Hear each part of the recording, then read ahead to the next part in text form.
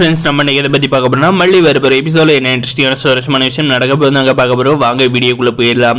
நம்முடைய வெண்பா பார்த்தீங்கன்னா டாடாவுக்கு வந்து தலைவலியா மாமி, நீங்கள் வந்து தயவு செஞ்சு அவருக்கு வந்து தைலம் வந்து தேய்ச்சி விடுங்க அப்படின்ற மாதிரி வந்து சொல்கிறாங்க. சரி வெண்பா வர அப்படின்னு சொல்லிட்டு நம்ம மல்லியும் பார்த்தீங்கன்னா போகிறாங்க. தைலத்தை வந்து நம்ம வெண்பா வந்து கையில் கொடுத்து தேய்ங்கன்னு சொன்னதும் பார்த்தீங்கன்னா நம்மளுடைய மல்லியை வந்து நெத்தியில் வந்து அப்ளை பண்ணி தேய்க்க வந்து ஆரம்பிக்கிறாங்க. அப்போ பார்த்தீங்கன்னா நம்மளுடைய விஜய் வந்து என்ன வெண்பா இவ்வளோ சூப்பராக வந்து தேய்க்கிறியா அப்படின்ற மாதிரி வந்து புகழ்கிறாங்க. அப்போ பார்த்தீங்கன்னா நம்முடைய வெண்பா பார்த்தீங்கன்னா சைலண்டாக வந்து சிரிச்சுக்கிட்டே வந்திருக்காங்க.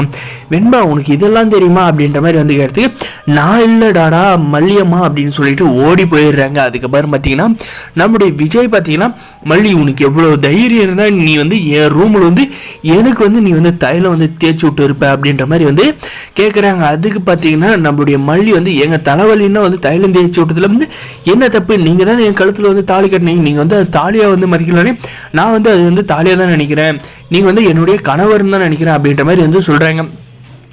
உன்னுடைய எல்லை மீறி போகிற மல்லி, இதுக்கு மேலே வந்து சுத்தமாக வந்து உனக்கு மரியாதையே இருக்காது, மரியாதையாக வந்து இந்த மாதிரி பண்ணுற வேலையெல்லாம் வந்து வச்சுக்காது, ஆல்ரெடி உங்கள் கையில் வந்து நான் வந்து சொல்லியிருக்கேன் அப்படின்ற மாதிரி சொன்னதும் பார்த்தீங்கன்னா நான் வந்து வெண்பா வந்து கூப்பிட்டா இப்படி தான் வந்து டாடா வந்து ரொம்ப கஷ்டப்பட்டு இருக்காங்க, அதனால தான் வந்து உங்களுக்கு வந்து அப்ளை பண்ணேன், இதில் வந்து என்னுடைய உள்ள என்னன்றது எதுவுமே இல்லை, நான் வந்து வெண்பாவோட சந்தோஷத்துக்காக தான் இதெல்லாம் வந்து பண்ணேன், அதுவும் போக இதில் வந்து என்னுடைய சுயநலமும் இருக்குது, என்னுடைய கணவருக்கு வந்து இப்படி இருக்குன்னா நான் தானே வந்து பார்த்தாகணும் அப்படின்ற மாதிரி வந்து சொல்கிறாங்க. நம்ம வெண்பா பார்த்தீங்கன்னா மறைஞ்சுட்டு ஐயோ நம்ம எப்படியாவது இவங்க ரெண்டு பேரும் வந்து சேர்த்து வைக்கலான்னு பார்த்தா இவங்க வந்து இப்படி வந்து சண்டை போடுறாங்களே அப்படின்னு சொல்லிட்டு ஓடி போயிட்டு டாடா எதுக்கு வந்து கோவப்படாதீங்க டாடா, நான் தான் வந்து மல்லியம்மா வந்து கூப்பிட்டு வந்தேன், நீங்கள் வந்து கஷ்டப்படுறத என்னால் வந்து பார்த்துக்கிட்டு இருக்க முடியல அப்படின்ற மாதிரி வந்து சொல்கிறாங்க.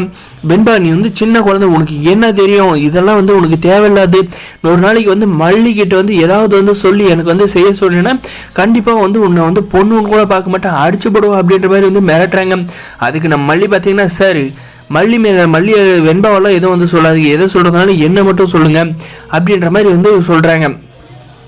என்னுடைய பொண்ணை நான் என்னன்னாலும் கேட்பேன் மல்லி, அதுக்கு வந்து உன் கேட்க வந்து உரிமையே இல்லை அப்படின்ற மாதிரி எடுத்து அவள் என்னுடைய பொண்ணு தான், நான் வந்து நீங்கள் என் கழுத்தில் தாலி கட்டிக்கிறதுனால அவள் வெண்பா வந்து என்னுடைய மகன், நான் தான் வந்து அவளை வந்து பொறுப்பாக பார்த்துக்கணும் அப்படின்ற மாதிரி வந்து சொல்கிறாங்க. உங்களுக்கு எந்த அளவுக்கு வந்து ரைட்ஸ் இருக்கோ அதே அளவுக்கு ரைட்ஸ் வந்து எனக்கு வந்து கோர்ட்டு கொடுத்துருக்கு அப்படின்ற மாதிரி பார்த்தீங்கன்னா பாயிண்ட்டாக வந்து வச்சு அடிக்கிற வரைக்கும் வந்து நம்முடைய விஜயை பார்த்தீங்கன்னா அப்படியே திகைத்து போய் வந்து நின்றுறாருங்க. இதுக்கப்புறம் பார்த்தீங்கன்னா நம்முடைய மல்லியோட வந்து சேர்ந்து வாழ்றத தவிர நம்மளுடைய விஜய்க்கு வந்து வேற வழியே இல்லைங்க.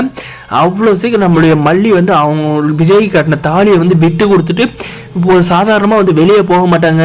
வேறு பெரிய எபிசோட இதெல்லாம் நடக்க போகுது. இந்த ராஜேஸ்வரி என்னெல்லாம் பிளான் பண்ணாலுமே அதெல்லாம் சும்மா அது தவிடுபடி ஆகிட்டு போயிட்டே இருப்பாங்க. மறக்காம சப்ஸ்கிரைப் பண்ணி லைக் பண்ணுங்க. தேங்க்ஸ்.